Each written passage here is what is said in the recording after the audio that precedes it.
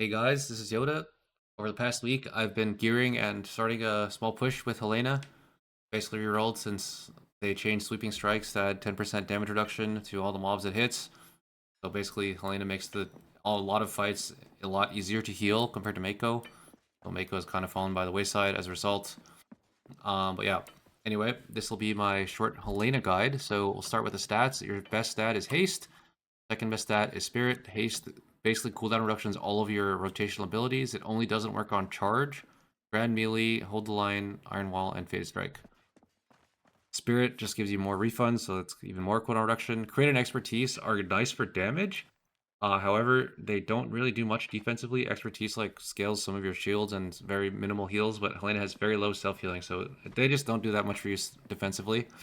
Stats DR really hard in this game, however, so it's nice to get a decent balance. Honestly, when you're picking your gear, I would just go for like whatever has a socket or is a tier set or whatever, or has 35%.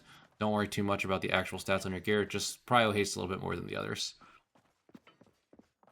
For your gem setup, I believe there are two viable ones. Also depending on your weapon. So I think Faded Strike is the best weapon. Some people play Cyril's Arms, but I think once you get to High Eternal, Faded is going to be the best. Cyril's Shield just doesn't really last that long. The two setups I recommend are either green 10, yellow 8 with a set, or you can also go green 10, yellow 9 with no set. It's kind of like the same thing, but pretty equivalent. If you play this, then you want your weapon to have Martial Initiative. Oops, sorry, I'm opening all these kinds of menus. You want your weapon to have Martial Initiative. The reason green synergizes well with Martial Initiative is that the cooldown reduction works on Faded Strike. Uh, and that basically gives you much higher uptime on Martial Initiative. You're also getting some extra value from it because of Inspired Allegiance procs. Uh, and just generally lower cooldown on Faded, which gives you higher uptime on Martial Initiative. So that's the playstyle I'm doing right now. The other style you can do is yellow 10, blue 8, or potentially blue 10, yellow 8 if you want, with Visions of Grandeur. That basically lets you ult a lot, and it makes your ult really strong. And Helena's ult is already really strong. The main issue with that playstyle, in my opinion, is that sometimes you're forced, at least from what I've seen, to not ult off cooldown. And if you ever don't ult off cooldown, you're losing a lot of value with that. So you basically have to play around your ult for that playstyle to actually be good, and it doesn't always work out, but that is definitely a viable one. Personally, I prefer the green build with Martial Initiative, but yeah, that's what I've been running. For your defensive traits, I think Treasure Hunter's Delight is mandatory for both tanks. For your second one, it's kind of up in the air. Iron Spike seems okay. King of the Hill is probably the best one. First Man Standing is okay, but I would probably stick to one of those two. For your heroic traits, Inspired Allegiance is by far the most important one. The second one, I think the best one is probably Willful Spirit. I think it's the one that gives you Spirit and main stat. But anything that gives you just stats is fine. Uh, any stat is honestly fine. Hunter's Focus is okay. Navigators is okay. I think you want either the Spirit one, and you definitely want Inspired Allegiance. I would say the most important things are one of the two good capstones, Treasure Hunters, and Inspired Allegiance. The other defensive, probably King of the Hill is better than Iron Spikes, but not sure. Make sure you have two good defensive traits, and then the other heroic one, like, as long as it's functional, it's fine. For your relics, I prefer Health Pot, since Helena has no self-healing, and this scales with crit and expertise. It's really nice for her, and has good stats. For the second relic, it kind of depends on the dungeon. I've been playing drums sometimes, dice sometimes, MD sometimes. Ideally, you play one of those, because then you can use it and proc Treasure Hunter's Delight. If you're forced to play another one, just understand it will be a decent hit to your survivability. Next, we'll talk about the legendary. So, in my opinion, the neck is definitely better than the boots. I know a lot of people do play with boots, but from what I've seen, neck just gives me... I do more damage with neck, and I'm also tankier with neck. Maybe I'm playing around with the boots, but from what I can tell, the builds with the neck are better, in my opinion. Next, we will talk about your talents. So, there is a lot of controversy over Helena talents. Also, it kind of depends what legendary you're playing. If you're playing the neck, then there's a lot of differences. So first I'll click on the ones that you should play pretty much every time. Pretty much every time you're going to play Gleaming Shield, Reinforced Steel, Skullcracker, High Command, and Frontline Defender. These 7 points, pretty much everyone agrees on. With some exceptions, the rest kind of change based on preference. So I'll show you what my default ones are. It's Shield Mastery, Second Wind, and Guarded Veteran. And this point I flex either Guarded Veteran or Magic Ward. So that's my default build for if I'm just like going into a dungeon for the first time. Either Guarded Veteran or Magic Ward, depending on like what all is hard in the dungeon. There is another setup you can do, which is without Second Wind. In my opinion, Second Wind is really good. Short explanation here. Second Wind has really high uptime. It's like 40 to 50% in combat.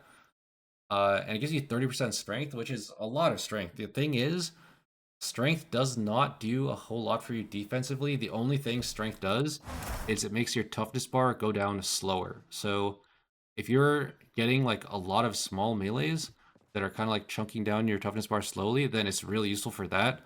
But if you're getting killed by like certain tank busters that are just instantly depleting your toughness bar, or that you're forced to iframe, then strength does nothing, right? Strength lets your toughness bar go down slower, and if your toughness bar is not going down at all because you just pushed shields up, or because you pushed Iron Wall, or because you have Empowered Shield Slam up, then strength is doing literally nothing for you, since strength makes your toughness bar go down slower, and your toughness bar isn't going down at all.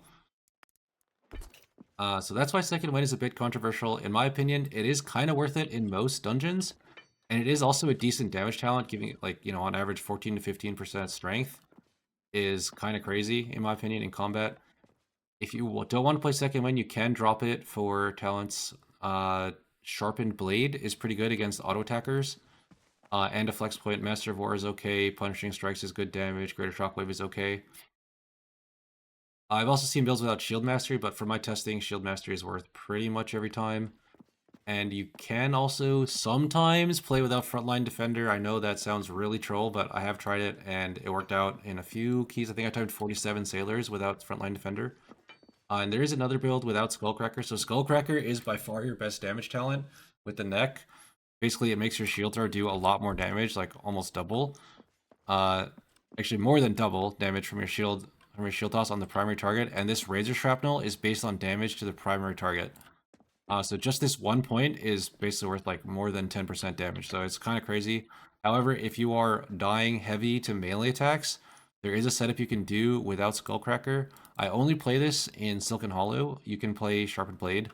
Sharpened Blade generally would be really good if you're dying to melees. However, Helena is very strong against melee attacks. I basically only am forced to play this in Silken Hollow so far. I haven't actually, world toured all the dungeons, but Silken Hollow is the only one that forced me to play this so far. Losing High Command makes you have a lot less self-sustain against single mobs, especially bosses. It's quote-unquote self-sustain, right? Like more empowered shield slams. And losing Skullcracker is a big hit to your damage. But if you are against physical melees, this is actually your strongest setup. So yeah, this is my default setup. I would drop Guarded Veteran for Magic Ward sometimes. Sometimes you get random flex point here, like Master of War, or more damage here. There is also another build. If you really don't want to play Second Wind, you can drop it for the other flex point. Like you can play Magic Ward and Guarded Veteran, or you can play Master of War if you want, or you play Sharpened Blade. And Best Defense is actually not the worst talent. I saw someone playing this, thought it was really troll, but it is actually not that bad. Especially in like lower target count dungeons, since your shield throw is a larger portion of your damage, especially with the neck in those dungeons.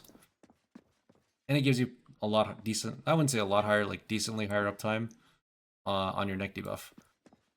So that's kind of the build breakdown for Helena. As far as gameplay goes, it's kind of the same rotation as always. You just try to get shields up as much as you can, then prio these buttons: Shockwave, Shield Throw, Shield Slam, like in order 5, 4, 3, 2, 1.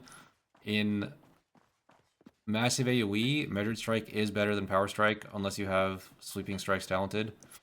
And you want to make sure Sharpened Blade talented, and you want to make sure Sweeping Strike is up perma as much as you can on the mobs, your highest priority ability. And you also generally want to use Iron Wall when you're out of shields up. That way, like, you don't waste the Iron Wall, because if you have shields up, you could like boost your toughness, and you wouldn't need the Iron Wall. Also, especially during Faded, you kind of don't want to push Iron Wall either. All right, that's going to be it for the short Helena setup guide. Thanks for watching. Peace out.